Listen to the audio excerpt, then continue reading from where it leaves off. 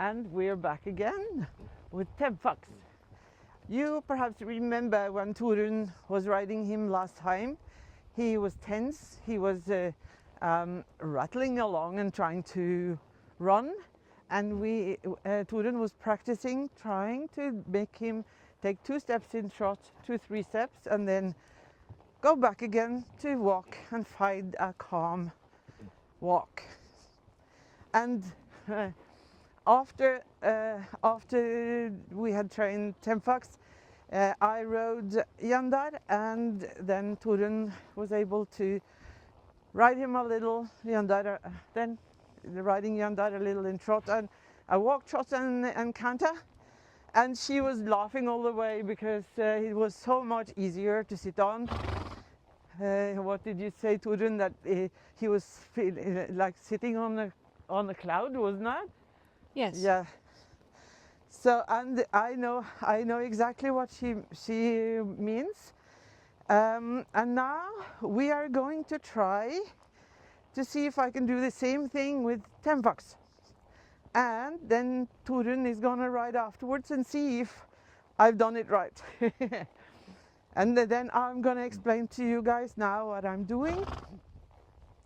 I'm doing exactly the same that I've been doing all the other horses that I've been showing you, like Valiant, Jandar, Adonis, all of them. But it's easier to understand when I explain it on many horses and again. Perhaps I'm explaining it better or more understandable for you now or another time. But we'll try again and again, and then I hope it will be understandable. So what he really is doing, he's really trying to put me on the outside, and I have to struggle for each step to push the inside stirrup down and keep the saddle straight so it doesn't fall to the outside. And I'm bending him a little to the inside, positioning his head to the inside so that he can reach the outside rein. But I'm not pulling at the outside rein. I'm trying to give as much as I can with it so that he stretches. But when I give and he tries to stretch, he immediately puts me on the outside. And that's different from the other horses that I have been showing you. So there's always something else with a new horse. Of course they're not the same. And now he's actually trying, and he's like, oh yeah, is it hard? Yeah, he's grunting and making noises, and I obviously need to help him with spreading my hands, making it easier for him to balance within my hands, and giving so that he can stretch. And now he's actually not putting me on the outside that as much. I need to lean forwards a little. He's not yet ready to both lift his back and engage his hindquarters. But what I'm doing now is I'm letting him stretch so that he eventually will be able to put his bum under. If he lifts his back, he will lift his stomach as well, so his belly doesn't protrude underneath him, and then there will be space for his knees and his hindquarters to come underneath. So I'm just going to change reins, like easily, nice and easy, just finding a place where there is room for him to make a round circle back. And then I need to climb over to the other side. Temfaks, that is not the way to move. That's better. It felt like he was actively pushing me over to the other side for each step with the hind leg. Good boy. Yeah. So I have to insist on sitting on that inside seat bone and keep the saddle on that side, and try to be as quiet as I can with my hands, but sometimes I need to just regulate him so that he keeps positioned to the inside. He needs to look to the inside so that I can sort of glimpse his inside eye and his inside nostril. Then I know that he is positioned correctly. And sometimes when the horse refuses to do that, you might want to just bend him a little more and then let go, because then he lets go. Oh yeah, then he let go of his underneck. That was a good thing that I demonstrated that, Temfaks, because that helped you actually. And then he's on his underneck again, so bending a little too much and then letting go. Yeah, good boy. Then it's much better. And I need to spend a little time here because he's still stiff in his back. It's still really rackety up here. It feels like, you know, sitting on a wooden box that is rattling from side to side. It's really hard, and then it must feel like that for him as well. But he doesn't know how to get out of it. So I just need to continue doing this for a time. So I will ask Torunn to cut the video right here, and then we'll be back when I've been riding a little more.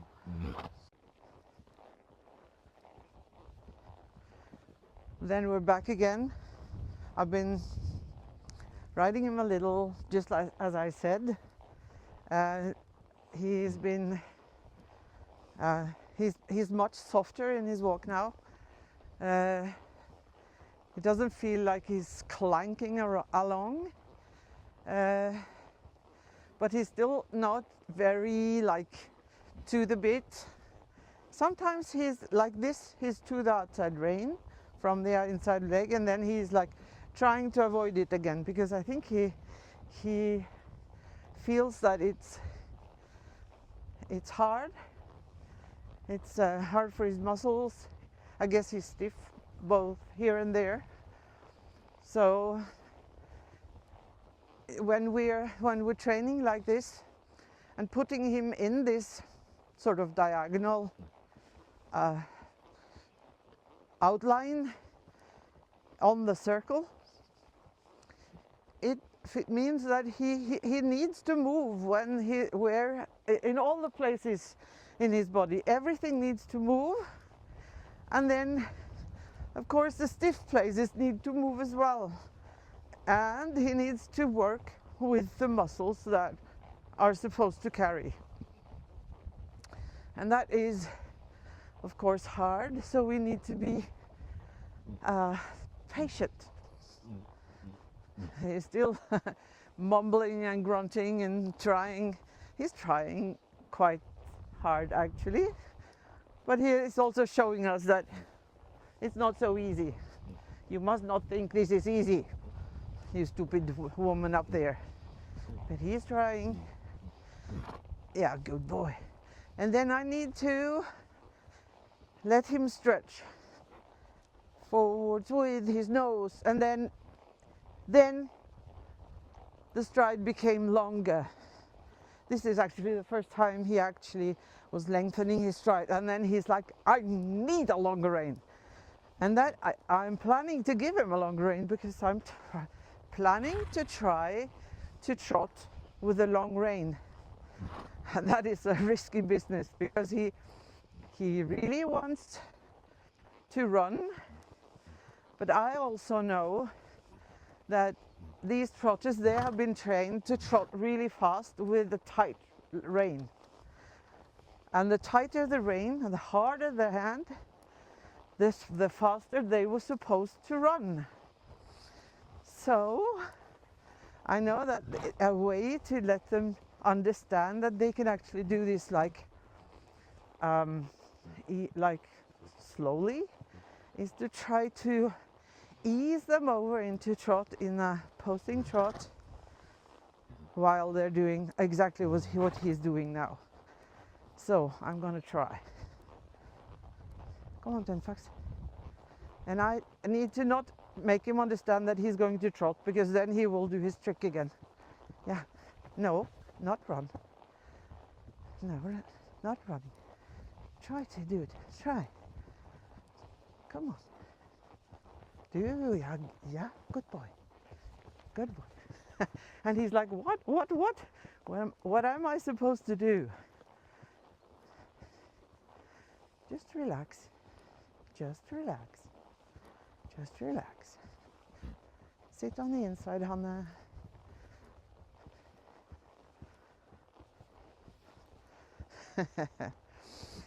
It's so difficult with horses that think they understand. They have sort of learnt things, because then they will jump to that trick every time, and they don't want to listen to the nuances. They have not learned that. They have learned to associate different cues with a certain response. So he knows that trot is like full throttle, and so I must not make him associate anything that I do with that cue. So if I was clicking my tongue, for instance, then that is something that he has learned. Then he must run and stuff like that, and that is so ingrained in the horses that is very difficult for you can't take it away, but you can teach them something new. And now I'm trying to do it in a little different way. Yeah, that is better. He needs to be a little overbent in the beginning, while I'm really sitting on the inside. No, you're not allowed to run. Good. No. No.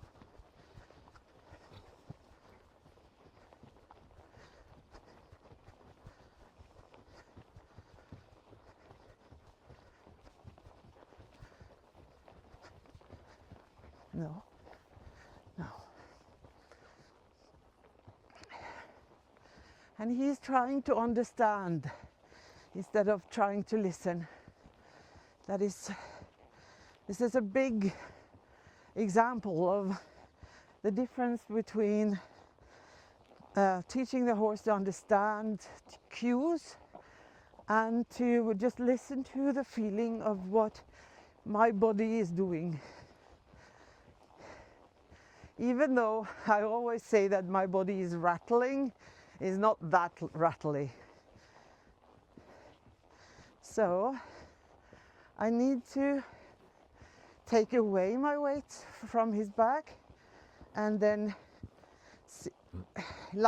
hang my weight onto my inside leg in the stirrup, position him onto the inside, and then he doesn't want to do that, because then he needs to trot in a slower way and carrying himself better. No, no, no, no. Then I have to find the good walk again. It is a little better. The walk is a little better. No. I didn't say anything. No. No. No.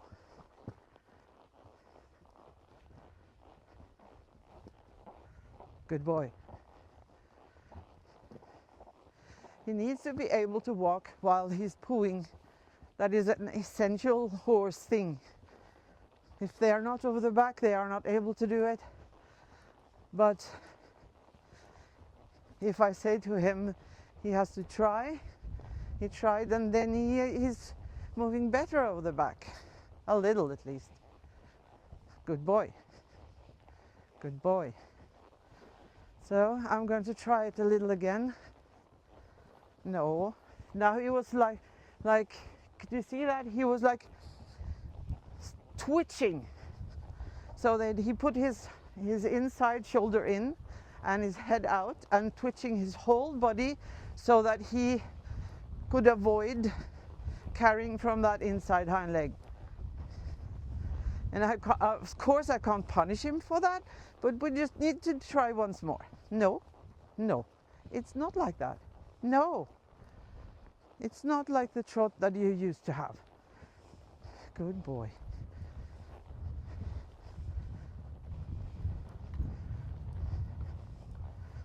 And we try again. No. This is difficult because I can't give him a long rein, because then he will just run away. But I need, every time I give like this, I will make him better over the back, so that he eventually perhaps will learn to relax. Of course, it might be that he has serious troubles, because we have been trying to train him on and off for a long time now, and we still encounter these problems. So we need to be careful so that we don't force him to do things that might be because he has some serious trouble that it's not possible to do anything with. So, but this is like, so as long as it's not lame, this is a mild way to train that might help. It helps many horses that just are stiff or having like minor troubles or issues. Shall we try again, Temfaks? No, you can't just look. No, you're not supposed to look that way. This way. Good boy. And we try again. Relax. Good boy. No, no.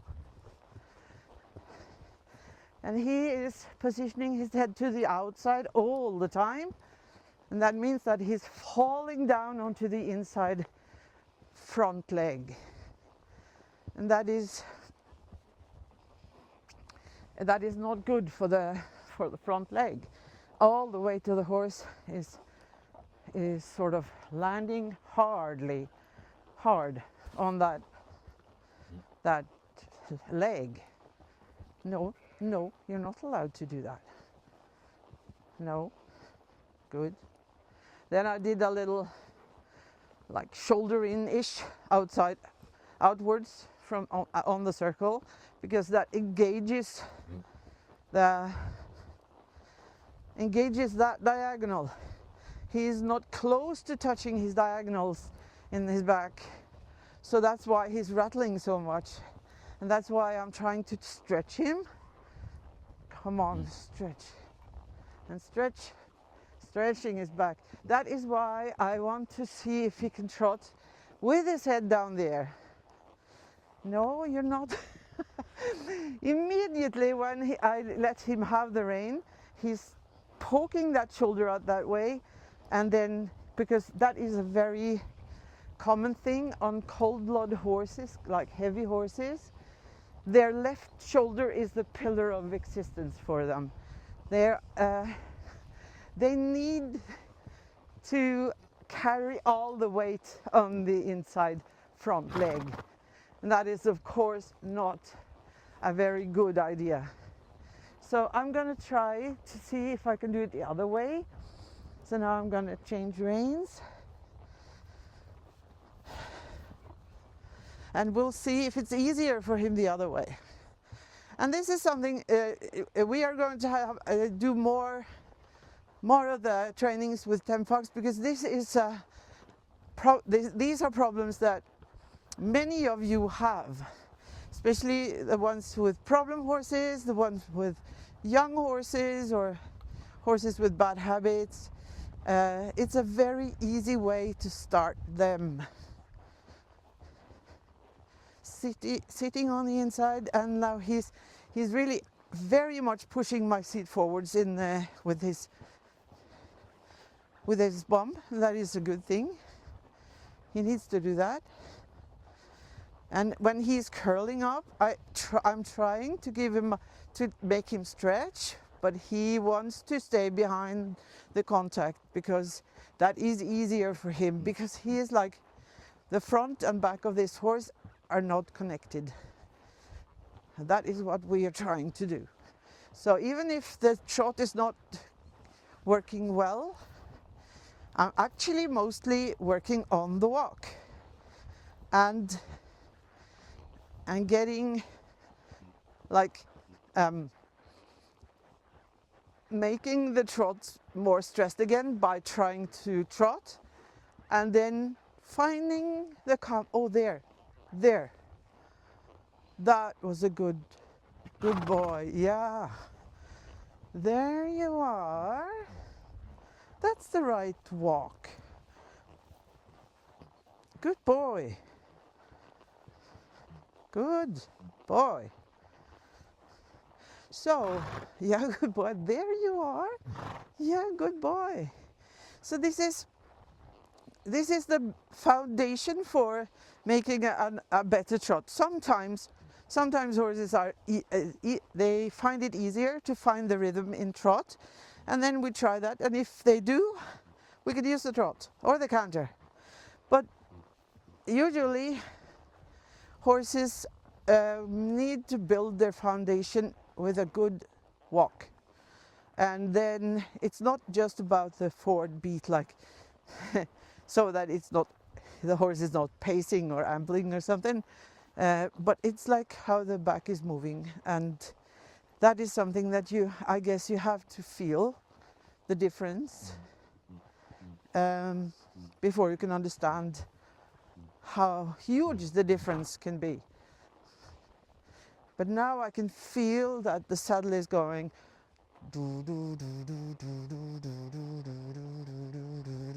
like really slow and soft and rhythmic in a specific way, and not rattling like a like a vending machine, like a friend of ours said about a horse that really was rattly when you rode him.